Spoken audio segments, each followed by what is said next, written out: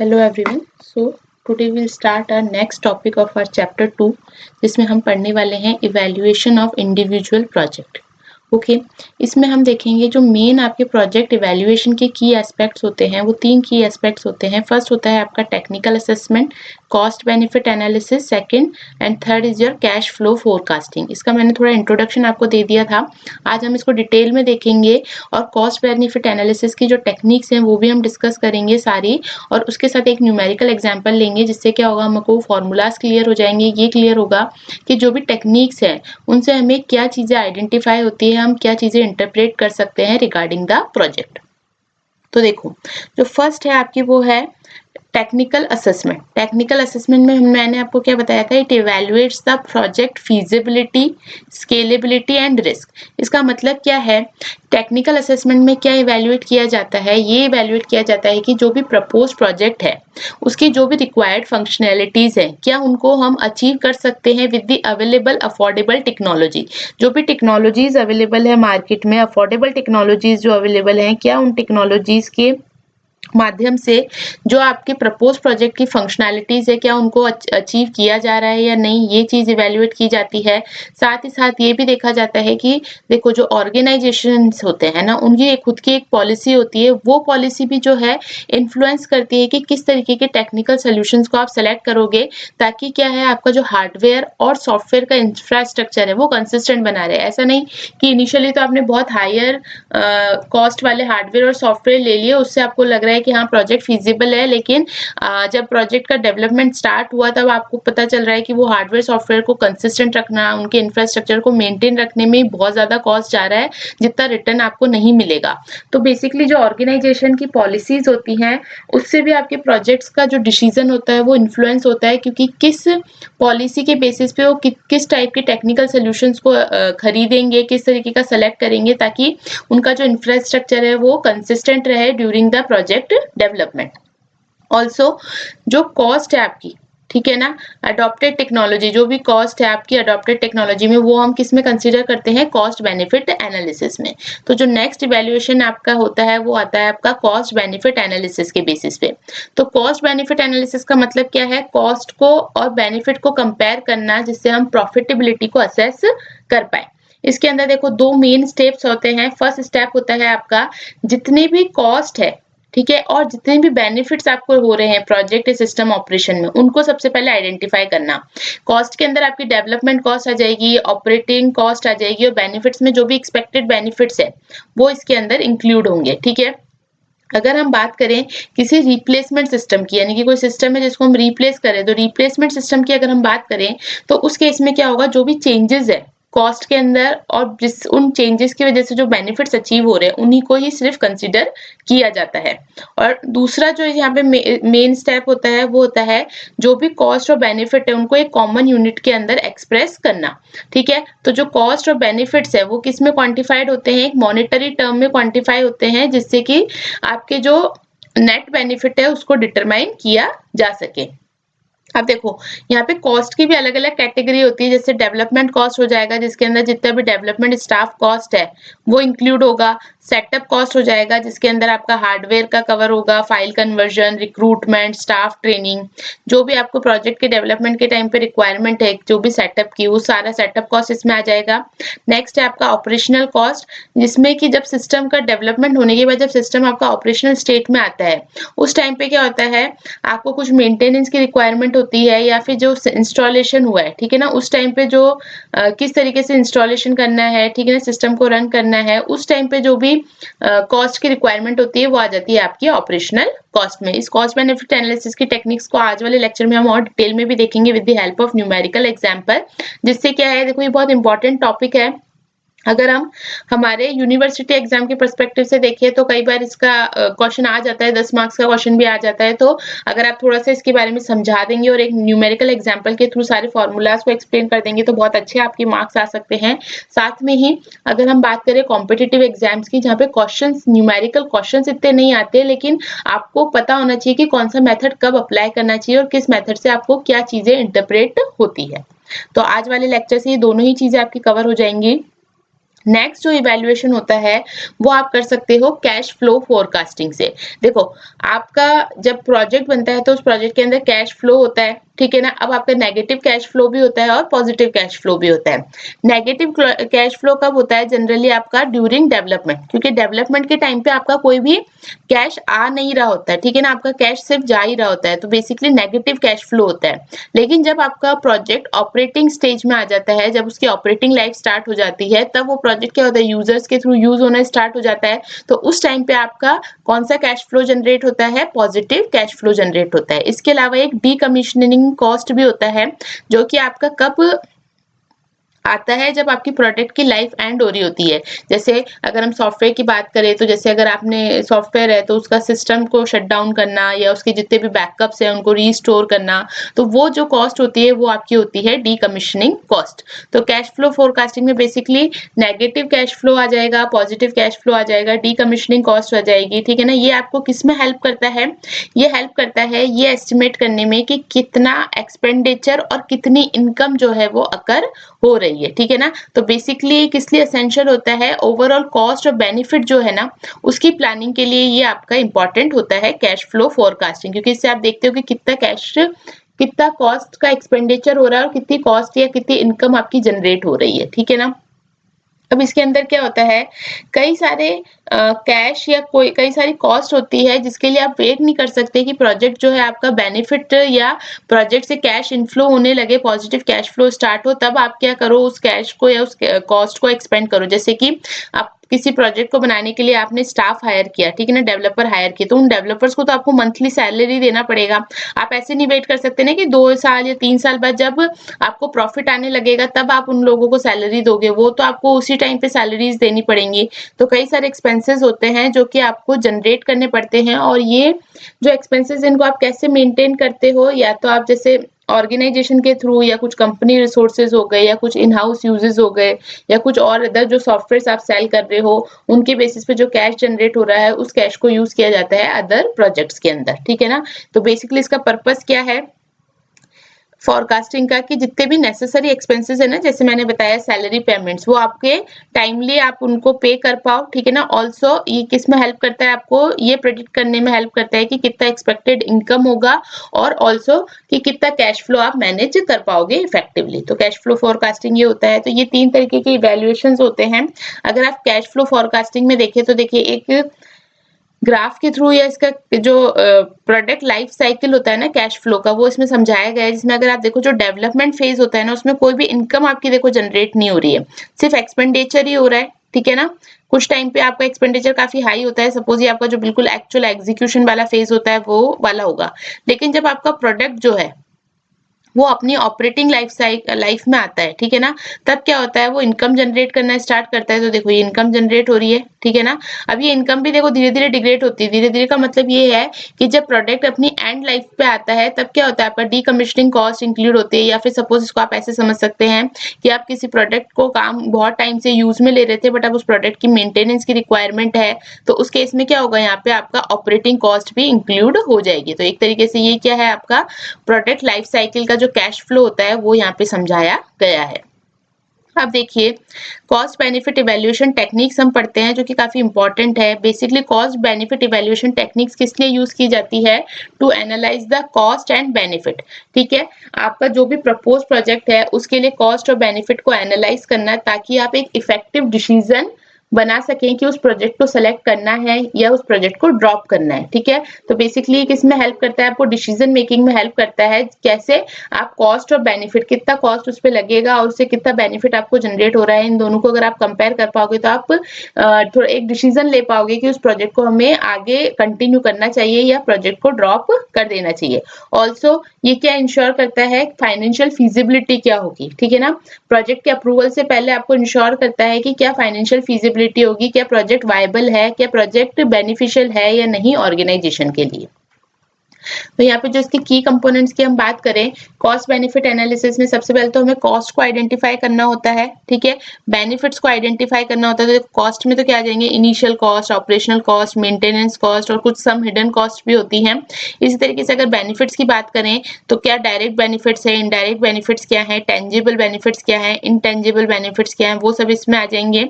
And time value of money, जिसके अंदर आप क्या कंसीडर करते हो, इन्फ्लेशन क्या है और डिस्काउंटिंग फ्यूचर वैल्यूज क्या है, ठीक है। तो ये कुछ की कंपोनेंट्स होते हैं जो कॉस्ट बेनिफिट एनालिसिस के टाइम पे आइडेंटिफाई करने जरूरी होते हैं। अब जो टेक्निक्स यूज होती है ना आपकी कॉस्ट बेनिफिट इवैल्यूएशन में, वो कौन कौन सी होती है, फर्स्ट होती है आपकी pay back period, then return on investment, third is your net present value, fourth is your internal rate of return IRR and benefit cost ratio, ठीक है ना। अब ये पांचों टेक्निक्स क्या होती हैं, कैसे इनसे कैलकुलेट किया जाती हैं चीजें और कैसे डिसीजन लिया जाता है, ये हम सब एक न्यूमेरिकल एग्जांपल से समझेंगे। उससे पहले हम देख लेते हैं कि इनकी डेफिनेशन समझ लेते हैं और क्या फॉर्मूलाज यूज होते हैं इनको कैलकुलेट करने के लिए, वो हम समझते हैं। तो फर्स्ट है आपका पे बैक पीरियड। पे बैक पीरियड का मतलब क्या हो गया, the time required to recover the initial investment in a project। जो भी आप प्रोजेक्ट पे काम कर रहे थे, उस प्रोजेक्ट पे जो भी इनिशियल इन्वेस्टमेंट हुआ, ठीक है ना, उस इनिशियल इन्वेस्टमेंट को आपने कितने टाइम में रिकवर किया, वो बताता है आपका पे बैक पीरियड। तो ठीक है, इसका फॉर्मूला क्या होता है, initial investment divided by annual cash inflow, ठीक है ना। और जितना आपका पे बैक पीरियड कम होगा उतना ज्यादा आपको क्या मिलने लगेंगे, ये क्या इंडिकेट करेगा कि रिटर्न्स जो है वो क्या है, फास्ट है, ठीक है। तो बेसिकली पे बैक पीरियड का मतलब हो गया कि ये वो टाइम बताता है जिसमें आपका इनिशियल पेमेंट जो था ना प्रोजेक्ट के अंदर जो लगा था वो रिकवर हो जाए। रिटर्न ऑन इन्वेस्टमेंट क्या होता है, it is a measure of profitability that indicates the efficiency of an investment, ठीक है ना। इन्वेस्टमेंट की एफिशिएंसी को इंडिकेट करने के लिए जो प्रॉफिटेबिलिटी का मेजर होता है वो बताता है आपका रिटर्न ऑन इन्वेस्टमेंट। इसमें क्या होता है, नेट प्रॉफिट कितना है डिवाइडेड बाय कितनी इन्वेस्टमेंट कॉस्ट लगी थी मल्टीप्लाई बाय 100। तो जितनी ज्यादा आपका ROI होगा उतनी ज्यादा आपकी बेटर प्रॉफिटेबिलिटी होगी, ठीक है ना। PBP जो पे बैक पीरियड है वो तो शॉर्टर होना चाहिए, जबकि रिटर्न ऑन इन्वेस्टमेंट क्या होना चाहिए, हाइयर होना चाहिए, ठीक है ना। बेसिकली क्या बताता है, जो भी इन्वेस्टमेंट हो रहा है उनकी एफिशिएंसी को इंडिकेट करता है, कैसे, उसकी प्रॉफिटेबिलिटी को मेजर करके, ठीक है। नेक्स्ट देखिए, नेक्स्ट हमने देखा था कौन सी टेक्निक थी, नेट प्रेजेंट वैल्यू। इसके अंदर क्या होता है, जो भी प्रेजेंट वैल्यू है ना फ्यूचर कैश फ्लो की माइनस द इनिशियल इन्वेस्टमेंट, यानी कि नेट प्रेजेंट वैल्यू क्या मतलब क्या हो गया कि उस प्रोजेक्ट की नेट प्रेजेंट वैल्यू क्या है वो आइडेंटिफाई करी जाती है आपकी NPV से। इसमें क्या होता है, आप समेशन करते हो CT divided by 1 plus R power T minus C0। अब यहाँ पे CT का मतलब तो क्या है, कैश फ्लो कितना है टाइम T पे, ठीक है, डिस्काउंट रेट कितनी है R आ जाएगी, C0 इनिशियल इन्वेस्टमेंट कितना था प्रोजेक्ट का वो आ जाएगा, और T मतलब क्या हो जाएगा, टाइम।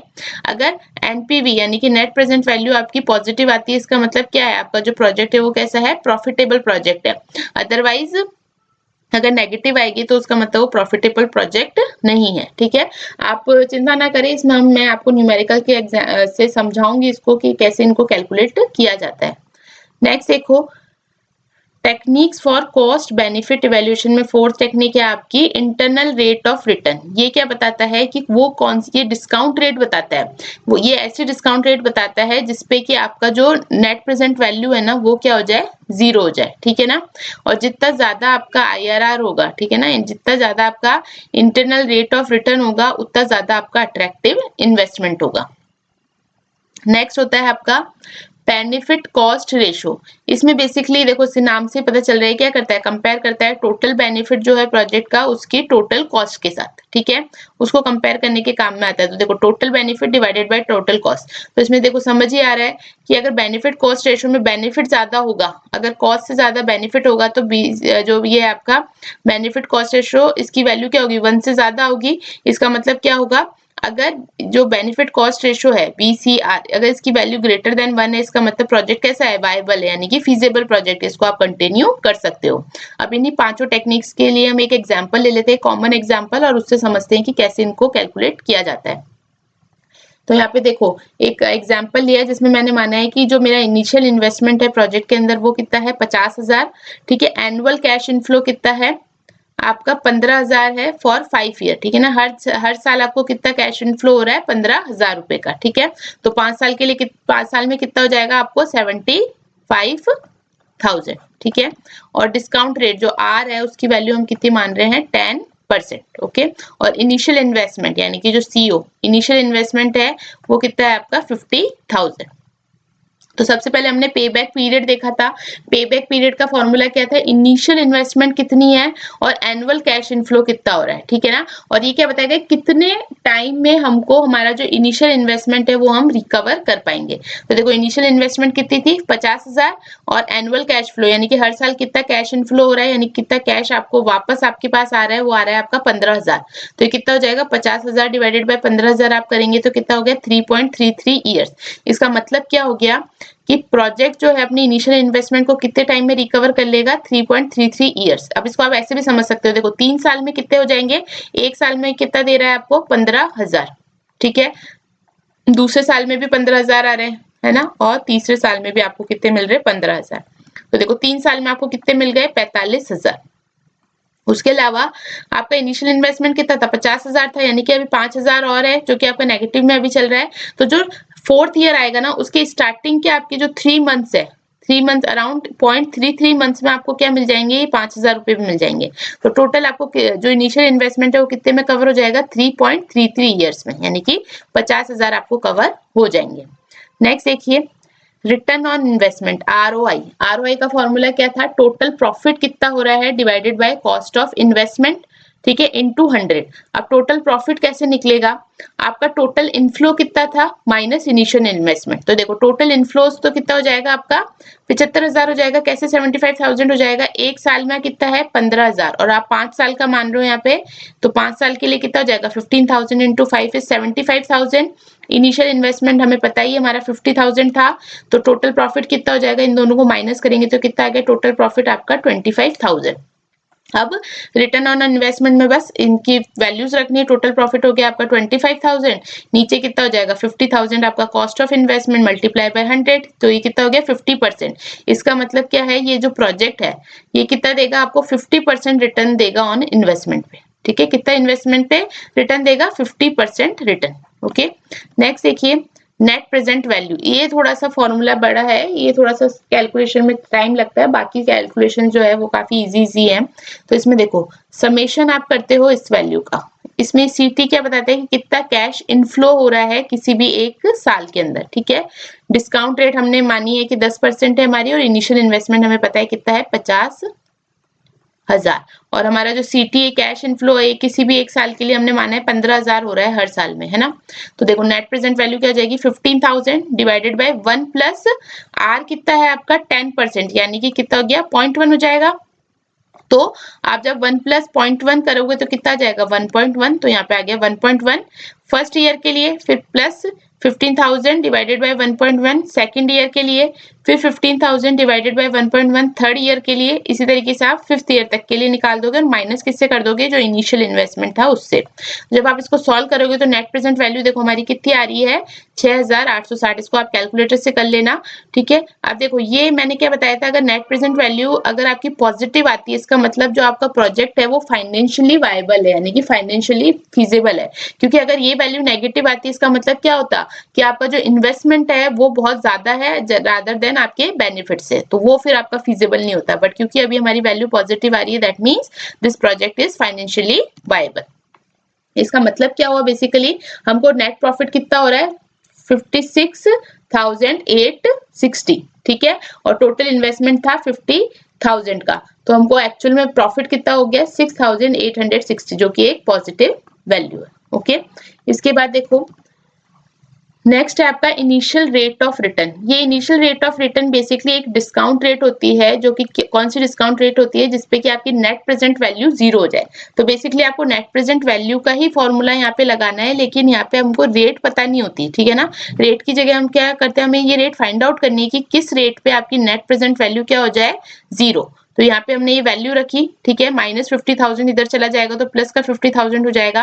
अब देखो ये जो इनिशियल रेट ऑफ रिटर्न होती है ना, इंटरनल रेट ऑफ रिटर्न होती है ना, इस इक्वेशन को कैसे सॉल्व करते हो, ट्रायल एंड एरर मेथड से सॉल्व करते हैं, ठीक है ना। तो इसके लिए आपको एक कैलकुलेटर लेना है, जो भी नॉर्मल फाइनेंशियल कैलकुलेटर्स होते हैं उनसे आप इसको सॉल्व कर सकते हो। तो यहाँ पे आप क्या कर सकते हो, पहले आपने IRR की वैल्यू 10% रख के देखी तो आप देखोगे कि NPV की वैल्यू कितनी आ रही है, 15% रख के देखी तो वैल्यू कितनी आ रही है। देखो जब आप 17% रखोगे ना यहाँ पे IRR की वैल्यू, तो ये ऑलमोस्ट किसकी इक्वल आती है, 0 के। तो हम क्या मानेंगे, हमारा जो इंटरनल रेट ऑफ रिटर्न है वो कितनी हो जाएगी, 17%। और यहाँ पे आप ये चीज ध्यान रखना, अगर आपकी जो इंटरनल रेट ऑफ रिटर्न है वो अगर आपकी डिस्काउंट रेट यानी कि जो आर है अगर उससे ग्रेटर है, इसका मतलब आपका प्रोजेक्ट जो है वो क्या है, फीजिबल है, अदरवाइज प्रोजेक्ट फीजिबल नहीं है। तो क्योंकि अभी हमारी कितनी आ रही है, 17% आ रही है, और ये ग्रेटर देन है किससे, हमारे जो डिस्काउंट रेट है 10% उससे ग्रेटर है, इसका मतलब ये प्रोजेक्ट क्या है, फीजिबल है। ओके, नेक्स्ट देखो benefit cost ratio. Benefit cost ratio क्या होता है, ये किसके कंपैरिजन करता है, कॉस्ट और बेनिफिट का। तो इसमें क्या होगा कि total present value of benefit कितनी है divided by total present value of cost. तो देखो total present value of benefit हमने देखी थी, net value net profit value कितनी थी हमारी 56,860, ये हमने एनपीवी के अंदर देखा था, ठीक है ना, और डिवाइडेड बाय किससे हो जाएगा, 50,000 से। तो जब इसको सॉल्व करोगे तो ये कितना आ जाएगा, 1.14। तो ये मैंने आपको बताया था, देखो अगर बेनिफिट ज्यादा होगा तो ही आपकी जो बीसीआर की वैल्यू है वो 1 से ज्यादा होगी, और अगर बीसीआर की वैल्यू 1 से ज्यादा है इसका मतलब प्रोजेक्ट क्या है, बेनिफिशियल है, यानी कि प्रोजेक्ट जो है फाइनेंशियली वायबल है। ओके, अब अगर हम इन सारी टेक्निक्स को थोड़ा सा कंपेयर करके देखें, ठीक है, जो हमारी सारी टेक्निक्स थी पांचों, इनको कंपेयर करके देखें तो पीबीबी का तो की फोकस किस पे होता है कि कितना टाइम लगेगा इनिशियल इन्वेस्टमेंट को रिकवर करने के लिए। तो जितना टाइम कम होगा उतना ज्यादा आपका प्रोजेक्ट अच्छा माना जाएगा।